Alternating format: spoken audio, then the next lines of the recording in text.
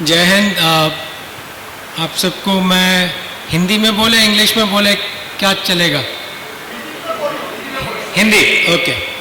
पहले तो काफ़ी लोगों को मिलता रहता हूँ मैं, और एक्स सर्विसमैन का तो हम अपना सेंटर में ये कर रहे हैं कि जितना भी अपना एक्स सर्विसमैन है और उनका क्या क्या इश्यूज़ हैं उनको हम सॉल्व करें और आपको जो आपका ड्यूज़ है वो मिले।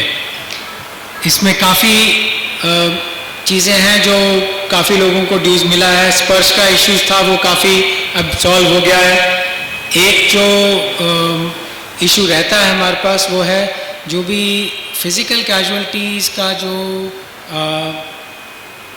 वाइफ्स हैं, जो जवान जिनका डेथ हो जाता है और उनका जो वाइफ होता है यंग होता है, पहले तो वो अपना इन लॉज के साथ में रहता है, लेकिन कई बार वो फिर और कहीं शिफ्ट कर जाता है काम की वजह से या मैरिज की वजह से या किसी की भी कोई भी वजह से, तो उनके साथ कांटेक्ट नहीं है।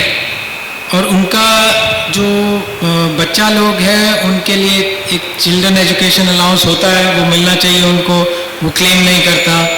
फिर उनका बच्ची का अगर शादी होता है तो उसके लिए 1 लाख रुपीज़ होता है, वो नहीं क्लेम करता। तो ऐसा कई सारा क्लेम जो है वो पेंडिंग है। तो आप लोगों से यही रिक्वेस्ट रहेगा कि अगर आपका आसपास में ऐसा कोई लेडी है तो हमारे को बताना, या जो भी सेंटर का है हम उनको बता देंगे ताकि उनका ड्यू मिले। और एक प्रॉब्लम है, क्योंकि अटेंड करते रहते हैं रैलिंग में आता है ECHS का कि साहब ECHS में जैसे कन्नूर में गया था तो वो बोलते कि साहब यहाँ 1-2 ही हॉस्पिटल है, पैनल है, जो अभी वो हमारे हाथ में नहीं है, पर वो पॉइंट्स जो हैं आगे सब एरिया को उनका GOC साहब को मालूम है, उनको बताया भी है। और आज ही मेरे पास भी व्हाट्सएप आया है, धीरे धीरे आप लोगों के पास भी आ जाएगा। ECHS का एक बड़ा कोई एप्लीकेशन एक ऑफिसर है ECHS के एयरफोर्स के जो बैंगलोर में काम करते हैं, उन्होंने बनाया है, जिससे कि आप अपने मोबाइल पे ही देख सकते हैं क्या मेडिकेशन अवेलेबल है क्या नहीं है। तो वो भी अभी धीरे धीरे लॉन्च हो जाएगा, और उनका नंबर भी है। तो उसमें प्रॉब्लम ये आता है कि ECHS में हॉस्पिटल पैनल नहीं होता है। क्यों? क्योंकि उनको जो गवर्नमेंट ECHS से पैसा मिलता है वो कम होता है, जहाँ उनको सिविल में ज़्यादा पैसा मिलता है। तो ये इशू है जिसको कि रिजॉल्व कर रहे हैं।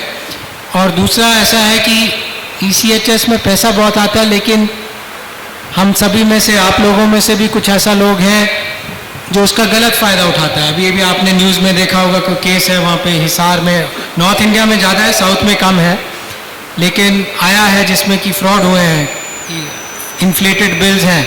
तो वो सारा जो पैसा होता है ECHS का वो कुछ इंडिविजुअल्स के हिसाब से ही ख़त्म हो जाता है, बाकी सबको नहीं जाता है।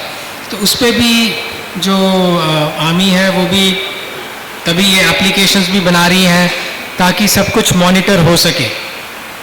और आपका भी जो राइट है वो आपको भी मालूम होना चाहिए कि हॉस्पिटल जो भी आपको बिल देता है आपको पहले से बताना है कि इसका इतना खर्चा आएगा। ये नहीं है कि बाद में उन्होंने बिल दे दिया आपको कि ये इतना हो गया।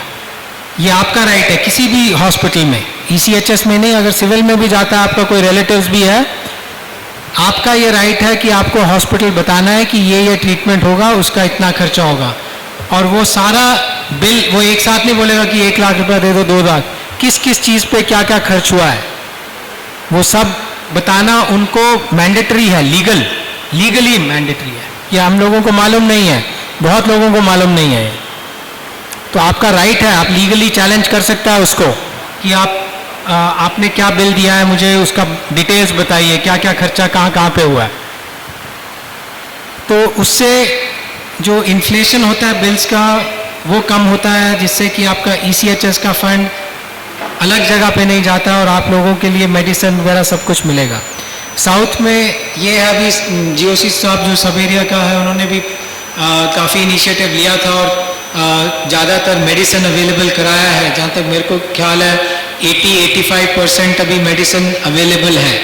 कुछ स्पेसिफिक मेडिसिन होगा तो उसके वो हर एक जगह में जब इतना बड़ा सिस्टम होता है तो उसमें कहीं ना कहीं वो इशू होता है। एक और चीज़ जो मैं आपसे बताना चाहूँगा, ये आपसे रिक्वेस्ट भी है कि आप सभी कुछ रेजिमेंट से हैं, कुछ अपना इन सिग्नल से है या एयरफोर्स से हैं। आजकल का सिस्टम ऐसा हो गया है कि सब अलग अलग रह रहा है। बच्चा छोटा है, वो अलग से अपना ज़िंदगी जी रहा है, पेरेंट्स अलग से है। पहले जॉइंट फैमिली होता था तो काफ़ी जो समस्याएं होती थी या प्रॉब्लम्स होती थी वो सॉल्व हो जाती थी। अभी ये बच्चा लोग अब कहीं सुसाइड कर लेता है क्योंकि उनको गाइडेंस नहीं मिलता है, वो किसी से बात नहीं करना चाहता है क्योंकि अब डिजिटली इतना सोचता है कि मेरे बहुत सारे फ्रेंड्स हैं, पर एक्चुअल फ्रेंड नहीं होता है। जब तक आप एक दूसरे से फिजिकली मिलते नहीं हैं और बैठते नहीं हैं और बात नहीं करता है, तब तक वो ट्रस्ट नहीं आता है। आपका ऑनलाइन लाखों फ्रेंड्स होगा लेकिन टाइम पे आपका कोई मदद नहीं करेगा। तो इसलिए रेजिमेंट जो है आपका, उसका बॉन्ड रखना, जब रिटायर भी हो गया तब भी सब रेजिमेंट्स का ग्रुप्स होता है, उसमें एक दूसरे से मिलना, एक दूसरे से मुलाकात करना, गेट टुगेदर्स करना, कुछ भी किसी भी फंक्शन पे, उससे आपको पता भी लगता रहता है और किसी दूसरे का प्रॉब्लम्स भी पता लगता है। तो ये आप लोग भी समझाना है क्योंकि आप लोग सब एक्सपीरियंस हैं, आपको पूरा लाइफ का एक्सपीरियंस है। तो यंग जो आपका बच्चा लोग होता है अभी फौज में, तो कई जगह है वो गलत स्टेप ले लेता है, घबराता है कि ये प्रॉब्लम हो गया, अभी क्या करेंगे।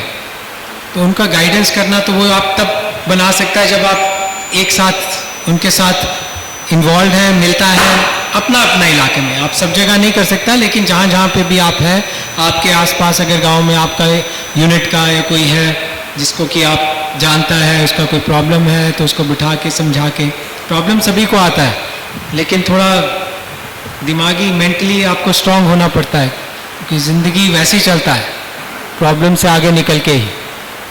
तो वो मेरा आप सबसे रिक्वेस्ट है कि जहाँ पे भी ऐसा हो तो उनको एक तो अपना लेवल पे समझा सकता है, अगर आपके लेवल पे नहीं समझ सकता है तो एटलीस्ट आप यूनिट में सीओ साहब या किसी को बता सकता है कि आपका ये इंडिविजुअल है, उसका घर में ये प्रॉब्लम हो रहा है, वो तकलीफ़ में है या प्रॉब्लम में है, तो उसका कुछ सोल्यूशन चाहिए। तो एटलीस्ट इन्फॉर्म भी कर देगा, तब भी कुछ स्टेप्स ले सकते हैं। नहीं तो बहुत यंग लोग सुसाइड कर लेता है या कहीं भाग जाता है, तो वो फिर बाकी उनका फैमिली को बहुत सफ़र करना पड़ता है, तो वो नहीं होना चाहिए। तो ये मेरा सब आपसे रिक्वेस्ट है। बाकी आपका कोई अगर इशू है तो हम इधर ही है, साहब इधर ही है, पूरा दिन यहाँ पे होगा। तो स्पेसिफिक एक और प्रॉब्लम था जो आया कि आपका जो नेम चेंज होता है, किसी का पीपीओ में नाम ठीक नहीं है, वो पहले आप रिकॉर्ड्स में भेजता है तो फर्स्ट क्लास ऑफिसर का होता था, मैजिस्ट्रेट के सिग्नेचर है। वो भी हमारी गलती है क्योंकि कुछ केसेस हमारे ऐसे हुए हैं जिसमें कि गलत सर्टिफिकेट देके वो गलत नाम से किसी और को ही ड्यूज चला गया है। तो उसके हिसाब से स्ट्रिक्ट करने के लिए उन्होंने रखा हुआ है कि मैजिस्ट्रेट का सिग्नेचर होना ज़रूरी है। तो उसमें ज़िला परिषद वगैरह का भी रोल ज़्यादा हो जाता है। हम भी अपना लेवल से डिस्ट्रिक्ट कलेक्टर्स वगैरह को बता रहा है कि जो फौज का सोल्जर्स का ऐसा वाला ग्रीवियंसेस है उनको जल्दी टाइम बाउंड निपटाना है क्योंकि काफ़ी डिले हो जाता है। हम रैलीज करते हैं पर ग्रीवियंसेस आता है, कुछ चीज़ें जब जिला सैनिक बोर्ड से हमको आना होता है उसमें बहुत डिले हो जाता है। तो कई जगह हम अपने क्लर्क भेजते हैं ताकि वहाँ से कागजी कार्रवाई जल्दी हो सके। लेकिन ये मैं समझता हूँ कि थोड़ा टेम्प्रेरी है क्योंकि एक बार जब डिजिटल सिस्टम स्टार्ट हो जाएगा, फुली फंक्शनल हो जाएगा, तब ये चीज़ें काफ़ी रिजॉल्व हो जाएगा। तो उसमें आपको जाने का ज़रूरत नहीं है। कितना लोगों को मालूम है एमईजी का कॉल सेंटर है? आप कॉल कर सकते हैं वहाँ पे, जो एमईजी का है यहाँ पे, मालूम है? एक दो आदमी बता रहा है। तो अभी कॉल सेंटर है, वहाँ जाने का ज़रूरत नहीं है। आप कॉल करिए, ऑफिस टाइम में वो उठाएगा, आपसे बात करेगा, आपका जो भी ग्रीवेंस होगा और आपको कॉल बैक करके बताएंगे कि आपका क्या हो गया। और ऑफिस के टाइम पे अलग अलग टाइम पे भी करता है तो कॉल रिकॉर्ड हो जाता है, वो आपको कॉल बैक करेगा दूसरा वर्किंग डे पे कि आपने कॉल किया था, क्या इशू है।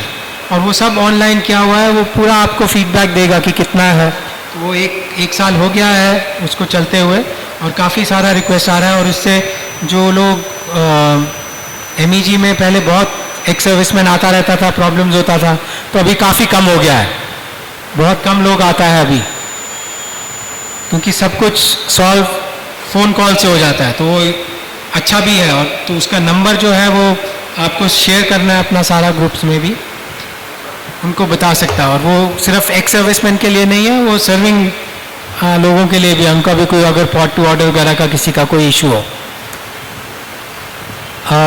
और एक चीज़ है कि MEG में अभी कुछ लोगों का जो अभी रिटायर हो रहा है, किसी का बच्चा पढ़ रहा है या पढ़ाई कर रहा है हायर एजुकेशन के लिए, तो उसके लिए भी हमने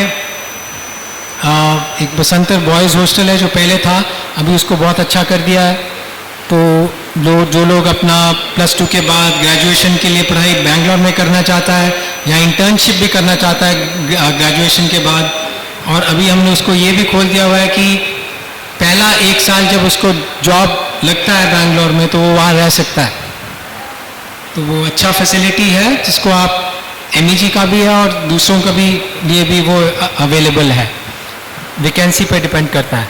तो वो भी आप बताना है। और उसके जिनका छोटा बच्चा है तो एक वॉर मेमोरियल हॉस्टल है, उसको भी हम अच्छा उसका फैसिलिटी दे रहा है, ताकि बच्चा जो 12th तक भी पढ़ाई करना चाहता है बेंगलोर में वो वहाँ पे रह सकता है और अच्छा उनको फैसिलिटी मिलेगा वहाँ। तो ये थोड़ा चीज़ें हैं जो मैं आपको बताना चाहता था। अभी आपका कोई प्रॉब्लम है या इंडिविजुअल या सबसे रिलेटेड कोई पॉइंट आप देना चाहता है, ताकि अगर हम अपना सॉल्व कर सकते हैं तो हम सॉल्व करेंगे, नहीं तो अगर उसको ऊपर ले जाना है और अथॉरिटीज़ को बताना है तो उनको हम बता सकते हैं। थैंक यू, जय हिंद।